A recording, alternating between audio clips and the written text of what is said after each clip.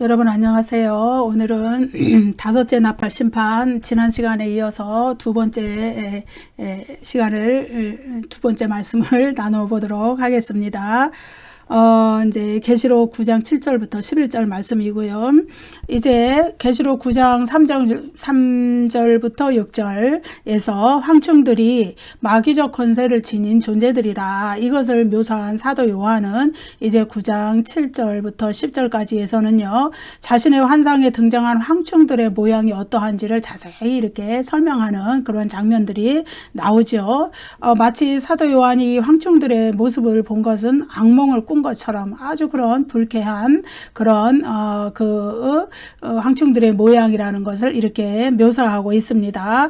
예. 그래서 그런데 이제 이 황충들의 모양을 세부적으로 자세히 묘사하는데 그 모양이 이렇게 문자적으로 그대로 그것을 나타내는 것이 아니라 비유적이라는 것을 무엇으로 알 수 있냐 그러면은 여기 헬라어 호스가 쓰이는 걸 봐서 알 수 있어요. 뭐뭐 같은 이런 말, 또 호스 외에도 또 뒤에 나오면은 말씀드리겠지만은 또 다른 뭐뭐 같이 뭐 이런 유사한 뭐뭐 같은 모양 뭐 이런 그런 단어들로서 이것이 어떤 마귀적 존재들에 대한 비유적 묘사다. 이것을 직유법으로 특유의 사도 요한 자신의 특유한 직유법으로 나타낸 것이라는 것을 보여줍니다. 그래서 사도 요한이 그 환상으로 본 이 황충은 메뚜기거든요. 예, 이것은 이제 구약의 어떤 그 모델을 가지고 있는데요. 그것이 뭐냐면은 출애굽기 10장에 나오는 그 8번째 재앙, 메뚜기 재앙. 예, 하나님의 그 애굽의 바로 왕과 애굽인들을 심판했던 8번째 재앙의 메뚜기 재앙을 나타내고 또 요엘서 2장에서 여호와 하나님의 심판의 날을 경고하는 메뚜기 재앙. 예, 이것을 이제 반영한 것이다. 이렇게 우리가 볼 수 있습니다. 그래서 요엘서 2장의 메뚜기 재앙은 이제 기근과 아주 큰 고통, 괴로움을 가져온다는 것을 거기에서 그 본문들에서 말씀하고 있죠. 그런데 그 요엘서에 나오는 이 메뚜기 재앙이 일반적인 자연적인 그 모양의 메뚜기 재앙이라면은 사도 요한이 여기 이제 계시록 9장에서 묘사하고 있는 이 황충들의 재앙은요, 이 황충들의 모습을 보면 알 수 있는 것이 정상적인 메뚜기의 재앙, 그러니까 자연에 사는 그 메뚜기 재앙이 아니라는 것을 우리가 보게 돼요. 어떤 것이냐 하면은 거기에 보면은 계시록 9장 4절에 보면은 푸른 풀을 해치지 말고 오직 이마에 하나님의 입맞지 않는 사람들만 해치라. 이런 명령이 나오잖아요. 예, 이것은 이 황충들이 영적인 존재라는 것을 말해요. 일반적인 메뚜기 재앙이라면 어땠겠어요? 푸른 풀, 수목, 하여튼 푸른 거는 다 먹어 치우는 메뚜기. 예, 그런 것이겠죠. 그런데 여기서는 푸른 풀을 해치지 말라는 거예요. 이거 자연적인 메뚜기 재앙이 아니에요. 이마에 하나님의 인을 맞지 않은 사람들만 해하라. 그러니까 짐승의 표를 받은 사람들, 하나님의 인침을 받지 못해서 구원받은 하나님의 자녀들이 아닌 자들만, 그들의 영혼만 해치는 영적인 그 마귀의 존재, 이것이 황충이라는 것을 여기에서 말해주죠. 그래서 다섯째 나팔 심판에서 다루는 이 심판은요, 육신적인 그런 육신적이고 물질적인 기근이 아니라 영혼의 기근, 영혼의 형벌, 이것을 표현해 준 겁니다.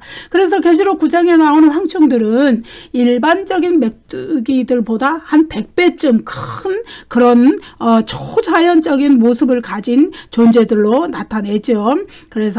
그리고 또 요엘서 2장의 메뚜기 떼를 군대로, 하나님의 심판을 상징하는 군대로 표현한 것처럼 여기에 황충들도 역시 군대로 표현되는데 어떤 군대들이냐? 영적인 군대들이다. 불신자들의 영혼을 공격해서 지옥으로 끌고 가려는 영적인 마귀의 군대다. 예, 이렇게 우리가 알 수가 있습니다. 그래서 사도 요한은 이 세상의 말과 이 세상에 표현할 수 있는 말과 이미지를 사용해서 이 세상의 것은 존재하지 않는, 상응하지 않는, 이 세상의 말로는 표현할 수 없는, 말하자면 그런 영적인 실체들, 마귀적 존재들을 이렇게 표현해 주고 있는 것을 우리가 알 수 있습니다. 9장 7절 말씀 읽어보겠습니다. 황충들의 모양은 전쟁을 위하여 준비한 말들 같고 그 머리에 금 같은 관, 비슷한 것을 썼으며 그 얼굴은 사람의 얼굴을 갖고, 예. 여기서 이제 요엘서 2장 4절 5절 말씀을 이 계시록 9장 7절이 반영하기 때문에 같이 읽어볼 필요가 있어요. 요엘서 2장 4절 5절. 그의 모양은 말 같고 그 달리는 것은 기병 같으며 그들의 산꼭대기에서 뛰는 소리는 병거 소리와도 같고 불꽃이 건물을 사르는 소리와도 같으며 강한 군사가 줄을 버리고 싸우는 것 같으니, 예, 요엘서에서는 메뚜기 재앙을 이렇게 표현해 준 거예요. 군대로 표현했죠. 달리는 말같이, 달리는 기병같이, 예? 그런 존재들이다. 그리고 그 뛰는 소리가 병거 소리와도 같다. 예? 강한 군사가 싸우는 것 같다. 메뚜기 재앙을 요엘은 이렇게 표현을 해줬어요. 예? 이것이 자연적인 메뚜기 재앙을 묘사한 것인 반면에 비슷한 유사한 묘사를 써서 계시록 9장 7절에서는 예, 영적인 마귀의 군대, 예, 군대를 표현합니다. 황충들이 영적인 마귀의 군대라고 표현하는 모습을 우리가 보게 되는 것이죠. 황충들의 모양은 전쟁을 위하여 준비한 말들 같고, 예, 이건 이제 황충들이 이제 이렇게 막 쭉 이렇게 막 열을 지어서 이렇게 막 그 줄을 지어서 막 이렇게 서 있는 그런 모습을 이야기하는 것이죠. 여기서 이제 모양, 황충들의 모양, 그리고 또 뭐뭐 갖고 준비한 말들 갖고 이런 것이 다 직위법적 표현이라는 거예요. 실제로 그들이 말이 아니죠. 말들의 모양을 가졌다는 것이고, 그리고 또 전쟁을 위하여 준비한 말들 갖고, 예, 이것이 이제 말이 아니라 말들 같다. 말들처럼 생겼다. 예, 그런 의미를 얘기하고 있는 것이에요. 그래서 그 황충들이 말들을 닮았다는 거예요. 황충들의 모양. 말들을 닮았고 그 크기가 말들을 연상시킬 정도로 그 크기가 크다는 거예요. 예. 여러분 생각해 보세요. 메뚜기를 여러분 생각해 보시고요. 말을 생각해 보세요. 둘을 옆에다 놓고 비교해 보세요. 얼마나 크기, 사이즈에 차이가 나나요? 두 존재가. 그런데 그 말들 같다는 거예요. 예. 이 황충들의 모양이. 이 말들처럼, 모양도 말들처럼 생겼을 뿐만 아니라 크기도 말들 같다 이거예요. 예. 그러니까 이것은 이제 자연적인 우리 이제 논과 밭에 논에 막 이런 푸른 풀에 뛰어다니는 자연적인 메뚜기가 아니고 마귀적인 존재를 이렇게 표현한 것입니다. 더욱이 그들의 모양이, 황충들의 모양이 뭐라 그러냐면은 전쟁을 위하여 준비한 말들 같다.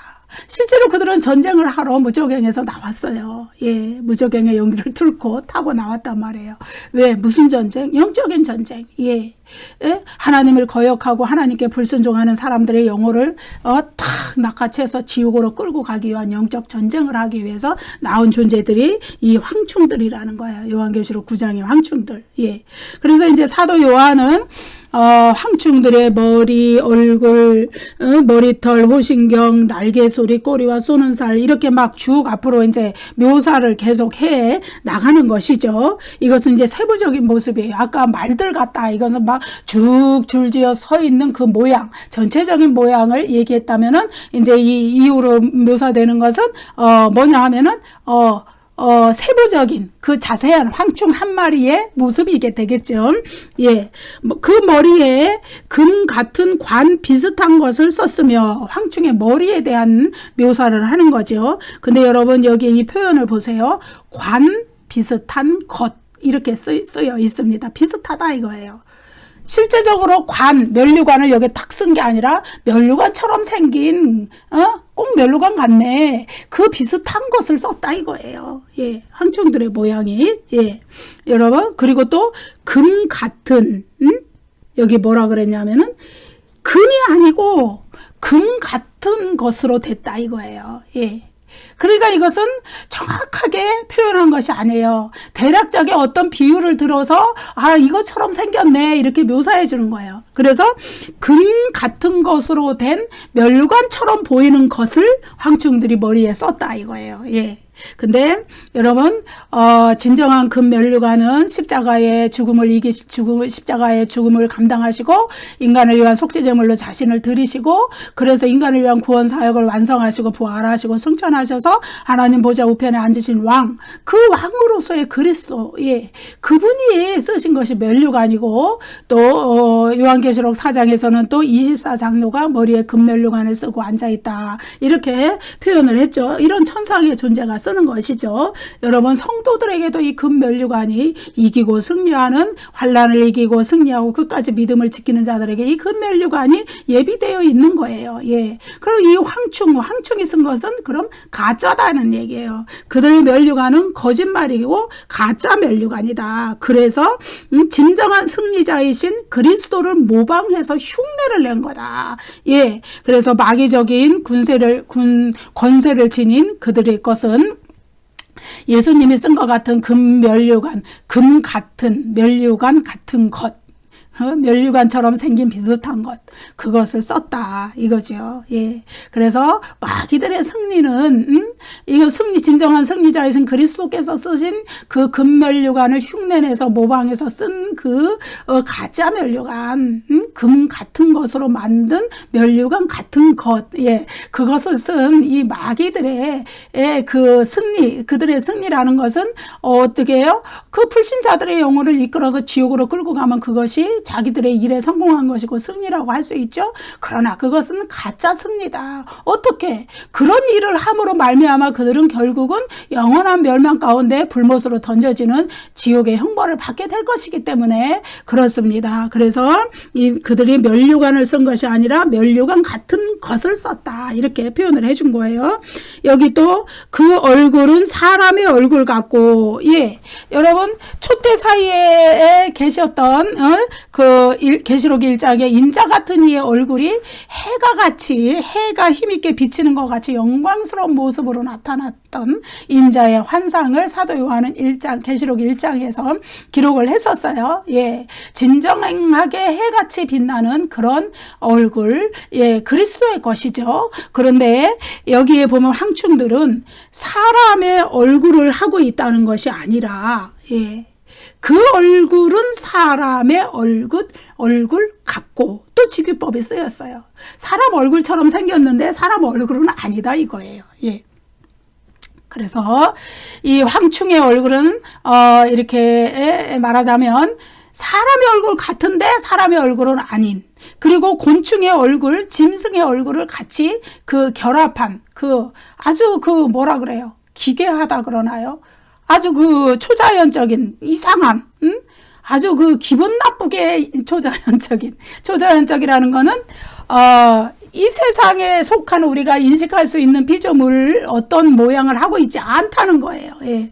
그런 모습을 하고 있는 것이 황충들의 모습이니까 마귀의 모습이 그렇다고 우리가 생각하면 되겠죠. 그러한 모습이 인간에게 주는 것은 어떤 거예요? 공포와 두려움이죠. 예. 그런 모습을 하고 있다. 우리 사람의 얼굴이라는 거는 인간의 지능, 능력, 지혜 이런 것을 상징한다는 건데 황충들이 그러한 인간의 능력, 그러한 것을 지녔다는 것은, 그런 얼굴 모양을 하고 있다는 것은 마귀의 그 지능적인 교활함을 이야기하는 거예요. 아주 교활해서 인간을 미혹해서 어떻게 하든지 지옥으로 끌고 가려는 그 속성, 예, 그것을 사람의 얼굴 같은 얼굴을 하고 있다고 이렇게 표현을 해준 것입니다. 그래서 계시록 9장 7절에서 모양, 뭐뭐 같고, 뭐뭐 같은, 비슷한 것, 뭐뭐 같고, 이거 유사 단어들이 계속 반복이 됐잖아요.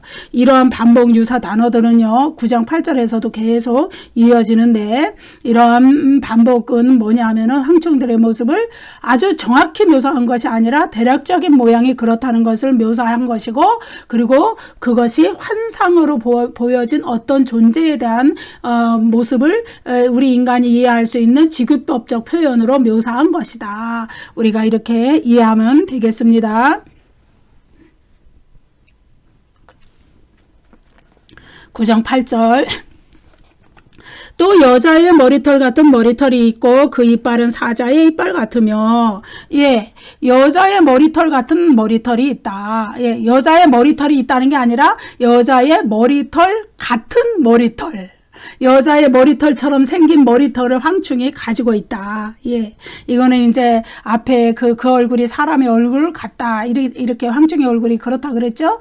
그 얼굴에 대한 이제 추가적인 보완적인 묘사입니다. 그 얼굴에 여자의 머리털 같은 머리털을 가졌다. 예. 이렇게 이야기한 거죠. 사악한 마귀적인 권세를 가진 황충들이 꼭 사람의 모양 같은 그런 얼굴을 하고 여자의 긴 머리털 같은 그런 머리털 모양을 하고 있다는 것을 얘기하죠. 그래서 이제 흔히 우리가 긴 머리털은 음녀의 유혹, 예, 이거와 관련이 있다. 이렇게 볼 때에, 예, 사실 사람의 얼굴 같은 얼굴을 한 곤충, 사람의 얼굴 같은 얼굴을 한 짐승, 그 마귀적 존재인 황충의 모양이 얼마나 끔찍하고 기괴하고 우리가 보기에 그런 모습을 만약에 사도 요한은 환상으로 봤지만 우리가 직접 본다면 놀라 자빠질 일이죠.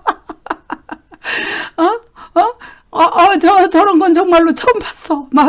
공포와 두려움을 주는 그런 모습을 하고 있는데, 그러나 영적 분별력이 없는 사람에게는 이 여자의 머리털 같은 머리털을 가졌다는 거는 일종의 매력적으로 느낄 만한 그런 미혹 당할 만한 그런 매력적인 요소를 가지고 있다는 걸 이야기해요. 여러분, 사람이 괜히 마귀의 미혹에 넘어갈까요? 괜히 마귀의 속임수에 넘어갈까요? 예, 그 에덴 동산에서 그 하와를 꼬셨던 그 미혹했던 그 뱀의 유혹, 그 마귀의 유혹은 달콤하게 느껴졌어요. 하와에게. 마찬가지로 이런 마귀의 미혹, 마귀의 속임수가 이게 영적 분별력이 없고 하나님의 인침을 받은 그 불신자들에게는 달콤하게 느껴질 수 있을 만한, 유혹 당할 만한 그런 요소를 지니고 있다는 것을 여자의 긴 머리털, 예, 이것이 나타내 줍니다.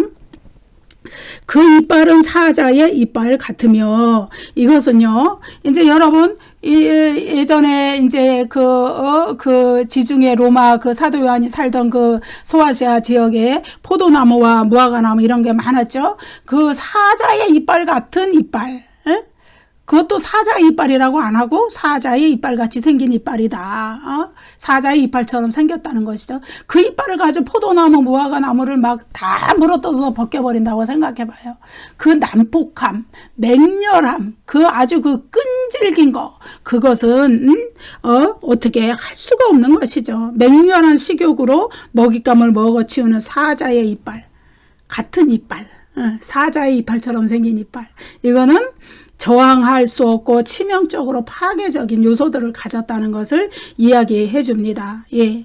마귀적인 존재인 황충들은 인간의 영혼을 이렇게 사자의 이빨 같은 이빨로 먹잇감을 먹어치우듯이 먹어치워요. 일단 한번 물은 먹잇감을 놓치지 않는 사자처럼, 사자의 특성처럼 마귀적인 존재인 황충들은 인간의 영혼들을 미혹해서 지옥으로 끌고 갈 때까지 놓지 않고 그 먹잇감을 물어 뜯는 거예요. 물고 있는 거예요. 예. 마침내 그가 영원한 지옥에 떨어질 만큼 그런 완전히 자기의 밥이 될 때까지. 예. 여러분, 이것을 경고한 말씀이 있잖아요. 베드로전서 5장 8절에 한번 읽어볼까요? 근신하라, 깨어라, 너희 대적 마귀가 오는 사자같이 두루다니며 삼킬 자를 찾나니 너희는 믿음을 굳건하게 하여 그를 대적하라. 이는 세상에 있는 너희 형제들도 동일한 고난을 당하는 줄 알미로다. 믿는 자들도, 예, 할 수만 있다면은 물어 뜯어서 우는 사자처럼 두루 다니면서 삼킬 자를 찾아서 물어 뜯어서 넘어뜨리려고 하기 때문에 세상에 있는 고난 중에서 믿음을 굳게 가지고 그것을 대적하라는 얘기예요. 사탄의 권세를 대적하라는 얘기를 베드로전서에서 하고 있죠. 마찬가지로 요한계시록 9장 8절에서도 이 황충들, 마귀적 존재. 이들의 이빨이 사자의 이빨 같다. 이렇게 표현을 해준 겁니다. 9장 9절 읽어볼게요. 또 철 호신경 같은 호신경이 있고 그 날개들의 소리는 병거와 많은 말들이 전쟁터로 달려 들어가는 소리 같으며. 예, 철 호신경 같은 호신경이 있다. 여러분 호신경이 뭔지 아세요? 옛날에 이제 장군들 전쟁에 옛날에는 이렇게 화살을 탁 쏘가지고 이제 이렇게 하잖아요. 예. 장군들이 여기 갑옷을 입으면 여기 이제 심장을 맞으면 죽잖아요. 그러니까 여기다가 이제 이 흉배, 흉배를 붙이는 것이죠. 갑옷과 같은 비늘이다. 가슴을 막아주는 거예요. 그래서 여기 안에다가 뭘 대느냐? 가슴을 보호하기 위해서 가슴에 구리 조각을 대는 거예요. 여기 심장 이 부분에 화살이 심장을 뚫어도 죽지 않도록. 여러분 팔다리 맞아서는 금방 죽지는 않잖아요. 근데 심장을 맞으면은 칼이나 화살이나 총이나 하여간 그런데 심장을 맞으면 그냥 즉사하는 거예요. 예, 그것을 막기 위해서 여기다 호신경, 이건 이제 흉배 뭐 이런 말인데 그걸 붙이는 거예요. 근데 그런 호신경이 있다 이거예요. 철 호신경 같은. 이거는 이제 철로 만든 이 흉배가 있다는 거예요. 이거는 뭐냐 하면은 어떤 공격에도 자기의 심장을 보호하는 거니까 잘 넘어가지 않는다. 잘 죽지 않는다. 이런 의미죠. 예. 여러분 그래서 우리에게도 뭐라고 이제 에베소서에서 사도 바울이 뭐라고 말씀하시냐면은 서서 진리로 너희 허리띠를 띠고 의의 호신경을 붙이고 평안의 복음이 예배한 것으로 신을 신고 모든 것 위에 믿음의 방패를 가지고 이로써 모든 악한 자의 모든 불화사를 소멸하고 뭐 이렇게 막 나오잖아요. 예. 의의 호신경. 예. 우리 마귀들이 아무리 우리를 공격해도 우리 심장에 맞아서 넘어지지 않도록 죽지 않도록 의의 호신경을 여기다 붙이라는 거예요. 예. 마찬가지로 마귀가 언제 넘어질까요? 예. 복음의 진리로 막 공격해가지고 그의 예를 들어서 마귀가 직접 이렇게 나타나가지고 우리의 영혼을 공격하는 거 아니죠? 마귀도 역시 사람 속에 들어가서 사람의 말을 통해서 또 그를 조종하면서 역사하는 것이죠. 그런데 그를 넘어뜨릴 수 있는 거는 뭐냐면 복음의 진리예요. 근데 그 진리에 뚫리지 않기 위해서 나름대로 자기들이 무장을 이렇게 단단히 하고 있다는 그런 의미로 우리가 보면 되겠습니다. 그래서 이 마귀의 이 철호신경, 마귀적 존재의 철호신경을 뚫을 수 있는 것은 우리의 복음의 화살이고, 예. 그리고 또 마귀의 미혹과 이런 것을 우리가 막아낼 수 있는 것은 우리의 의의 호신경이다. 이렇게 우리가 보면 되겠습니다. 에베소서 6장 13절 요 9절에 나오는 6장 13절부터 17절까지 나오는 이 말씀하고 이거를 이렇게 비교해서 이해하시면은 더 이해가 빠를 것 같습니다. 그래서 마귀적인 존재인 황충들은 철로 된 무적의 호신경, 무적이라는 거는 어떤 적도 나를 이길 수 없어 이거죠. 그거를 가슴에 붙이고 있다는 거예요. 예. 그런 가슴에 붙이고 있다는 것은 그런 여기에 보면은 철호신경 같은 호신경이 있고 그러죠? 여기도 같은이 있어요. 그런 그 호신경을 여기다 붙인 것 같이 어떤 그 진리의 말씀이 자기들을 확 뚫고 들어오지 못하게 그렇게 무적의 방어력을 가지고 있다는 거예요. 여러분 우리만 진리로 무장하고 마귀의 그것을 방어하는 것이 아니라 그들도 마귀적 존재들도 진리가 자기네들을 뚫어서 자기네들을 멸망시키지 못하도록 이런 무적의 방어력으로 발음이 좀 이상하네. 무적의 방어력으로 무장을 하고 있다 이 얘기예요. 그들도 여러분 영적인 세계가 놀라운 것이죠. 하나님의 말씀, 하나님의 진리로 우리가 마귀의 이런 계계를 다 물리치고 이길 수가 있는데 거기에 안 뚫리려고 그들도 그런 무적의 방어력을 행사한다 이 얘기예요. 예. 거꾸로 또 그들이 그렇게 우리를 우는 사자같이 해서 넘어뜨리려고 미혹할 때 우리는 의의 호신경을 탁 붙이고 복음의 진리로 막 무장을 해서 믿음의 방패를 가지고 그거를 막 이겨서 마귀의 불화살을 다 물리쳐야 되는 것이죠. 예, 여러분. 자, 그래서 그들은 이마에 하나님의 인침을 받지 아니한 사람들을 미혹해서 영원히 지옥으로 끌고 가기 위해서 무적인으로부터 올라온 마귀적 존재들인데 그들에게는 이제 허용된 기간이 있죠. 여기서는 5달 동안 이렇게 돼 있어요. 이것도 이제 모자람과 결핍의 숫자를 나타내는 상징적 숫자라 그랬어요. 여러분 요한계시록의 모든 숫자들은 상징적으로 해석이 돼요.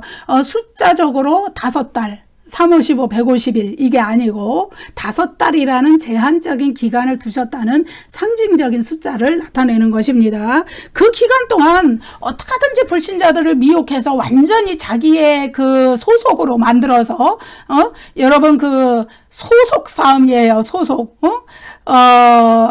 요한계시록에서 하나님의 인도 소속을 의미해요. 하나님의 인침을 받았다는 것은 하나님의 소속이 되었다는 거예요. 하나님의 소유가 되었다는 거예요.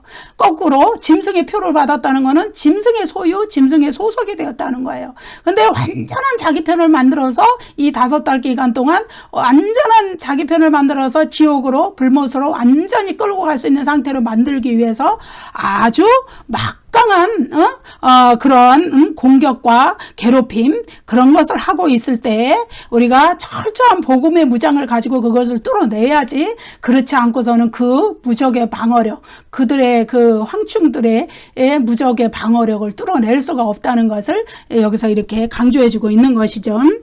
그 날개들의 소리는 병거와 같은 많은 말들이 전쟁터로 달려 들어가는 소리 같으며, 이거는 이제 황충들이 마귀적 권세를 가진 황충들이 막 그 떼거지로 때로 몰려서 병거에 때를 지어 몰려다니는 것을 실감나게 묘사한 것이죠. 군대 귀신 들어보셨잖아요.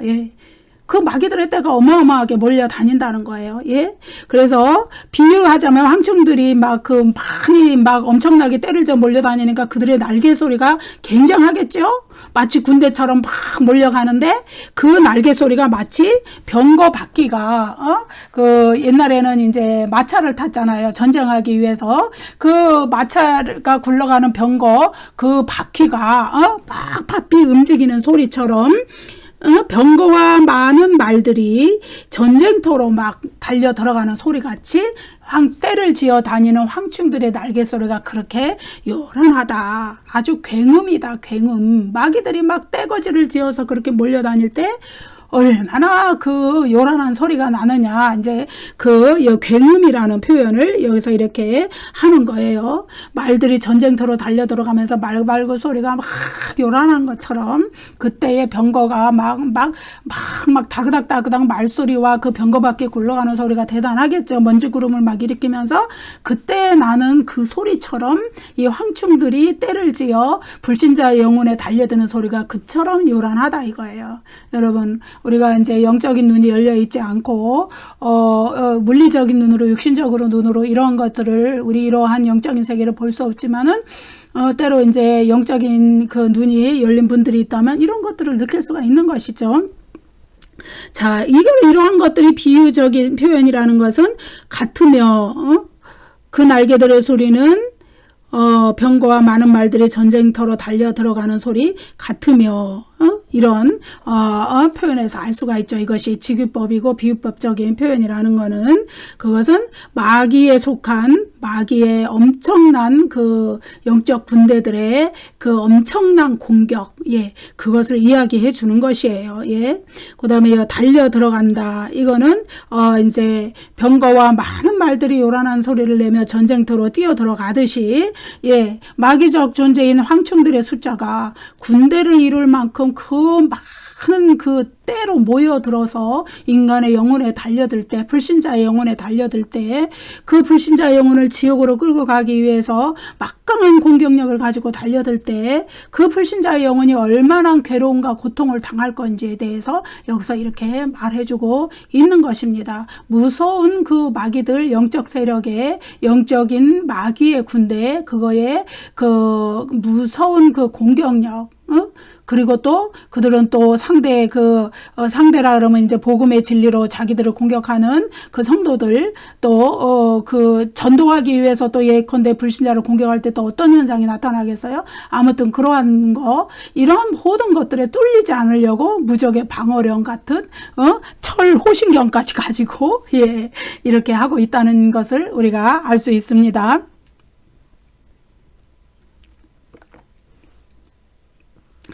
또 정갈과 9장 10절 읽겠습니다. 또 정갈과 같은 꼬리와 쏘는 살이 있어. 쏘는 살이 있어.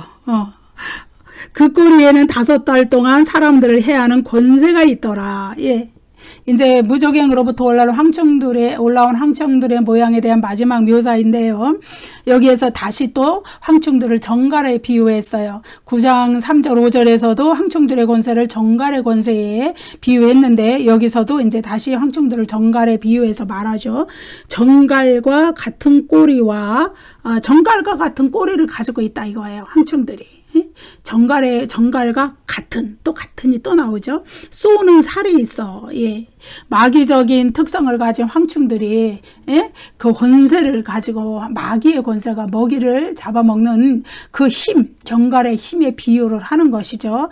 정갈이 이렇게 이제 그 사막 지역에 사는 그 정갈이 집게발을 가졌다 그러죠. 집게발로 먹이를 탁 잡고 독침이 있는 꼬리로 그 먹이를 탁 싸서 죽여서 그것을 먹이를 먹는 것처럼 황충들도 말하자면 그렇게 영적인 먹잇감을 잡아먹는다는 거예요.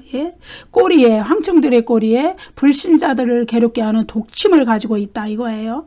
쏘는 살이라는 거는 사탄이 사망을 통해 사람을 괴롭히는 고통을 가져다주는 도구를 의미하는 것이거든요. 그래서 영혼의 고통, 양심의 고통, 지옥의 고통을 미리 맛보는 것, 악을 행하는 불신자들에게 영혼에서 역사하는 어둠의 세력들, 이러한 것들을 통해서 말로 할 수 없는 고통을 불신자들에게 준다 이거예요. 이 마귀가. 여러분, 하나님을 믿고 그리스도를 믿고 하나님을 의지하는 자들에게 은혜와 사랑과 긍휼을 베풀어 주시는 분이시지만은 이 마귀는 자기의 추종자들에게 이런 고통을 가져다 주는 존재인 거예요. 그러한 고통 가운데서도 회개하지 못하고 깨닫지 못하고 돌아서지 못하는 그들은 영원한 마귀의 노예가 되어버리는 것이죠. 그 꼬리에는 5달 동안 사람들을 해하는 권세가 있더라. 하나님이 이제 우상 숭배자들을 심판하시기 위해서 무적행으로부터 이렇게 황충들 마귀적 권세, 마귀적 존재들 이들을 풀어 놓으셨지만은 그 심판의 기간을 5달 동안 이렇게 제한을 하신 것은 하나님이 그 심판을 주관하시는 주권이 있으신 동시에 또 그 사람이 그 5달 동안의 그러한 고통을 허락함으로써 회개하게 하는 기회를 부여하시는 하나님의 긍휼을 보여주시는 거예요. 하나님의 은혜를 보여주시는 거예요. 하나님이 은혜를 베푸실 때 우리가 하나님의 말씀을 듣고 구원의 길로 돌아서야 하는데 마귀에게 그 영혼이 사로잡힌 자는 그것이 쉽지 않다는 거예요. 이미 마음이 완악해질 대로 완악해지고 굳어질 대로 굳어지고 하나님께 불순종하는 영이 이 속에서 이 마음 속에서 영혼 속에서 가득해가지고 그 고통과 괴로움을 당하면서도 오히려 하나님을 원망하고 저주하고 불평하고 그런 역사가 많다는 것이죠. 그래서 하나님이 5달 동안으로 이 고통을 제한하신 것은 그 기간 동안 그 회개의 기회를 베풀기 위한 것인데 그들이 그 기회를 놓쳐버리고 만다. 정갈의 꼬리를 닮은 황충의 꼬리에 있는 독침에 맞아서 얼마나 큰 고통을 겪어서 그것이 영혼의 고통이든 육신의 고통이든 환경으로 당하는 고통이든 이런 고통들을 겪어서 정말로 죽고 싶으나 죽음이 그들을 피할 만큼 그러한 고통을 당하고 있음에도 불구하고 지옥의 고통을 미리 맛본 것 같은 그러한 고통을 당하고 있는 것은 그러한 고통의 과정을 통하여서 하나님이 돌아서게 하기 위한 회개하기 위한 하나님의 긍휼을 베풀어 주시는 것인데 그들이 그 회개의 기회를 받아들이지 않으면 소용없는 거예요. 그래서 인간이 하나님이 베풀어 주신 회개의 기회를 받아들이지 못하고 끝내 지옥의 길로 걸어간다면 그것은 그 자신의 책임 하나님에 있는 것이죠. 예. 그러한 면에서는 황충들은 마침내 성공했어. 그러는 것이죠. 예. 한 영혼을 또다시 지옥으로 이끌고 가기 위한 그들의 작전이 성공했다는 것이죠. 예. 자, 여러분, 황충들이라는 거는요, 여기에 이제 9장 7절부터 10절까지 해서 굉장히 자세하게 황충들의 모양이 어떻다고 묘사를 해줬는데, 이것은 이제 반창조적인 모습이에요. 하나님의 창조적인 모습은 구별하신 거예요. 나누신 거예요. 예. 창조 시에 하나님은 모든 것을 나누셨어요. 하늘, 땅, 바다를 나누셨고 빛과 어둠을 나누셨고 남자와 여자를 분리해서 창조하셨고 남자의 것은 남자에게 여자의 것은 여자에게 속하게 하셨고 예. 이러한 것은 이제 레위기에도 보면은 이 하나님의 이 분리의 사상 구별하는 사상 이것이 잘 나타나 있죠. 그런데 황충들의 모양은 사람과 동물과 곤충의 모양으로 막 혼합이 되어 있죠. 예. 이 황충들의 모양 자체가 하나님의 창조의 그러한 모든 원리 이것을 거역하는 모습으로 나타난다. 예, 이것이 마귀적 존재의 특징이에요. 모든 것을 하나님을 거역하고 하나님과 대척점에 서 있는 마귀적 존재의 특징. 예, 그렇습니다. 자, 9장 11절 읽어볼게요. 그들에게 왕이 있으니 무적행의 사자라. 히브리어로는 그 이름이 아바돈이요 헬라어로는 그 이름이 아볼론이더라. 자연세계의 메뚜기는 왕이 없지요. 예. 잠언 30장 27절에 말합니다. 자연세계 메뚜기는 왕이 없어요. 그렇지만 여기는 왕이 있다 그러네요. 이는 자연세계의 황충이 아니에요. 메뚜기가 아니에요. 이는 누구냐? 영적인 세계의 마귀적 존재들이에요. 예. 초자연적인 마귀적 존재와 권세를 상징하는 황충들. 예. 그래서 그들의 왕이 있는데 여기에 뭐라고 있냐면은 무적행의 사자다. 황충들의 왕의 존재, 그 정체성은 무적행의 사자다. 근데 히브리어로는 그 이름이 아바돈이라고 돼 있죠. 아바돈이라는 건 뭐냐 하면은 히브리어로는 아바돈인데 파괴, 파멸 이것을 의미하는 거예요. 예. 그 다음에 헬라어로는 아볼루온이라고 돼 있죠. 거기에서 그것도 파괴하는 자 이런 의미를 가지고 있어요.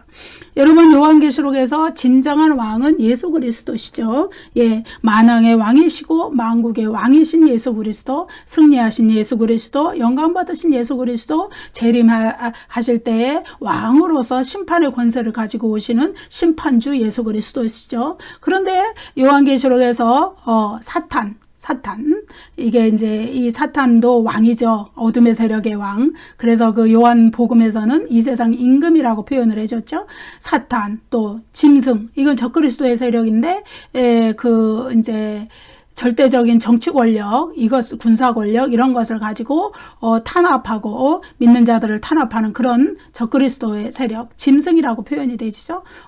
이제 또 그들을 추종하는 또 적그리스도에 충성하는 이 세상의 통치자들, 왕들 이들은 다 예수 그리스도의 승리하시는 그리스도의 적대적인 세력으로 나오는 것인데 그것은 왜 그러느냐? 예, 바로 이 무적행의 사자, 파괴하는 왕 이들에게 말하자면 점령당해 있는 거예요. 그들의 영혼이. 그래서 이 무적행의 사자가 사탄의 세력이 조종하는 대로 움직이기 때문에 그러한 일들이 일어나는 것이죠. 자신들의 진정한 왕이신 만왕의 왕 예수 그리스도를 인정하지 못하고 사탄에게 속해 있는 자들. 예. 그래서 이 황충들의 왕은 무적행의 사자이고 그 왕 무적행의 사자의 아바돈, 아볼루온 이 이름들은 다 파괴하고 파멸하는 자라는 의미를 가졌다. 그들은 인간의 영혼을 파멸시켜서 지옥으로 끌고 가는 자이고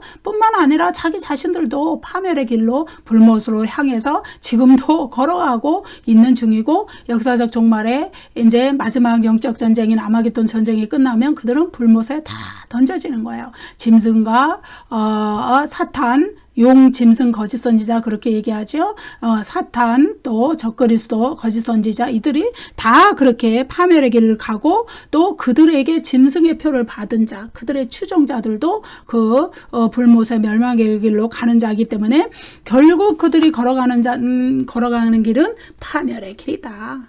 파괴의 길이다. 예, 파괴하는 자, 무적행의 사자, 그들을 왕으로 모시고 있는 이 황충들, 마귀적 존재, 예, 이렇게 얘기하죠.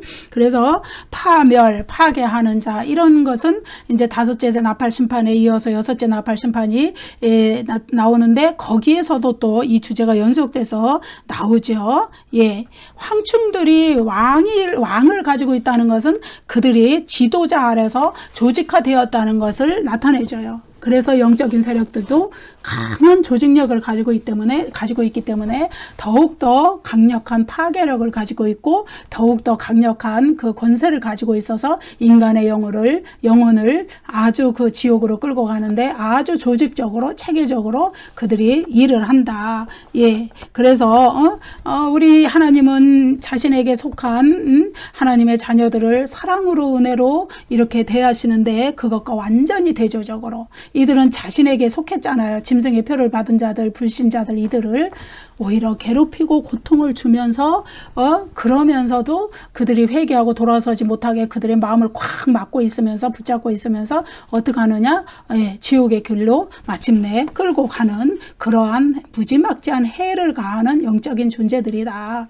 그래서 요한계시록에서 이 영적인 존재인 마귀들과의 우리가 성도들의 영적 전쟁은 아주 필수적인 일로, 그래서 이 세상에서 존재하는 교회들은 영적인 전투를 수행하는 교회들이다. 예, 이렇게 말씀해 주시는 것이죠. 그래서 이제 다섯째 나팔 심판의 이야기는 여기까지 하는데, 다섯째 나팔 심판에서는 이제 5달 동안 우상 숭배자들을 괴롭게만 하게 하셨고 죽이지는 못하게 하셨는데, 여섯째 나팔 심판에서는 마침내 이 마귀의 세력들이 우상 숭배자들을 죽이는 데까지 이르는 대로 나아간다. 예, 그런 의미들이 다시 이제 나오게 됩니다. 여러분 감사합니다. 다음 시간에 여섯째 나팔 심판에 대해서 또 말씀을 나누어 보도록 하겠습니다. 감사합니다. 구독과 좋아요를 많이 눌러주세요.